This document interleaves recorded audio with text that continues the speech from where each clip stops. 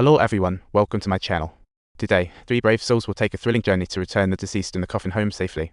Exciting, right? As they cross snowy forests, the children's faces brimmed with wonder, everything making the little traveler feel family warm. But it wasn't that easy. Jack felt a nasty wolf trailing him, got scared, tripped and fell hard. To Scott, Ollie quickly drew his rifle, fired skyward and scared the wolf off. As day ended, night brought lurking dangers. Sitting by the campfire, they warmed themselves while watching for jungle predators. Jack, so disciplined, even brushed his teeth. Suddenly, flames ignited the blanket below. The old man grabbed a bucket to douse the fire. At that moment, the water from Jack's brushing froze into ice cubes, and Ollie just couldn't take it anymore. He was even in the mood to joke around and sneaked into Jack's backpack, looking for something to use as toys for the pups. Talk about a lesson for Jack, but Jack refused to give him the chance, acting tough. Luckily, the old man stepped in on time to resolve it. The old man fed the dogs fish, but with 7, couldn't share with his beloved dogs. He suspected a wolf in the pack. Just then, a mother wolf struggled to carry a fish home, while the old man and his dogs slowly took Ollie and Jack's gear away.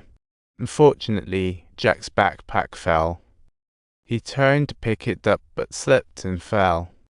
Ollie quickly protected Jack while the old man tightly held the rope above. He wouldn't let the 2 below and the coffin fall. Ollie climbed up with the coffin to a safer spot, but the rope suddenly snapped, letting Jack and the coffin slide downhill. Jack stopped briefly using friction, but the coffin's body broke free, rolled, and headed straight for the ice. At that moment, Jack realized his mistake, stepped forward to get the ammo, but got in big trouble as the ice cracked. The ammo and he fell into icy water. Jack, without hesitation, used the body to surface and saved himself with Ollie's thrown rope. The crisis was not over yet. Ollie quickly stripped Jack of his wet clothes to prevent hypothermia and wrapped him in a dry blanket. He rubbed his body to keep warm, while the old man failed to light the wet wood. At that moment, Jack's book kindled their hopes. It was the book that burned, but it saved a life.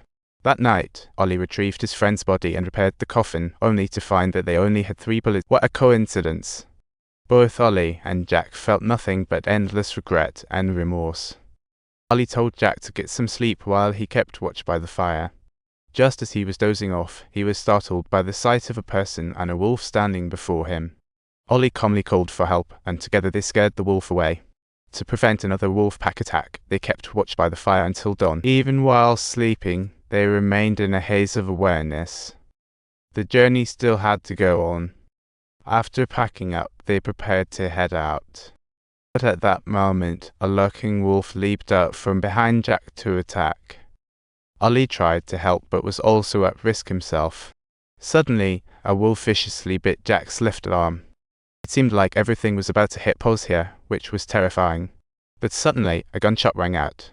It turned out to be 2 passing fugitives who startled them, and the mother wolf that the old man shot last night was now knocking on death's door. She struggled to return home to her pups, but ultimately she was too late, collapsing right at the entrance. The little wolf heard the commotion and ran out to check, clearly unaware of what his mother had endured. Did his mother feel regretful about missing the chance to accompany her child to grow up? The mother closed her eyes forever, and the little wolf realized this was not just a simple game. He began licking his mother's wounds, perhaps hoping to warm her. The little wolf's sadness turned into a flurry of snow, blanketing the entire forest, dressing Alaska in a fresh white coat.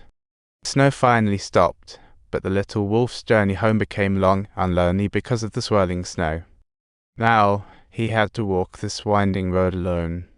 This was his first time walking through the jungle, surrounded by traps. Everything around was so strange, yet so familiar.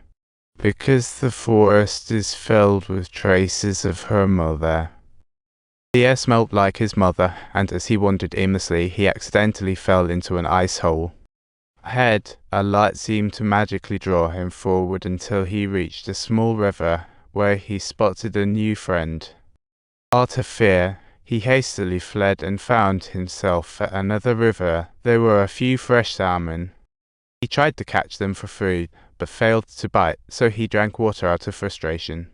He spotted a mouse, but it was too quick for him. Soon after, he saw a rabbit dangling. He thought, this time I'm finally going to hit the jackpot. Little did he know, it was a trap set by hunters, and before he arrived, the chief had already spotted him. When he opened the little wolf's mouth, he found it was a wolf-dog hybrid and named it White Fang. Thus began White Fang's fate.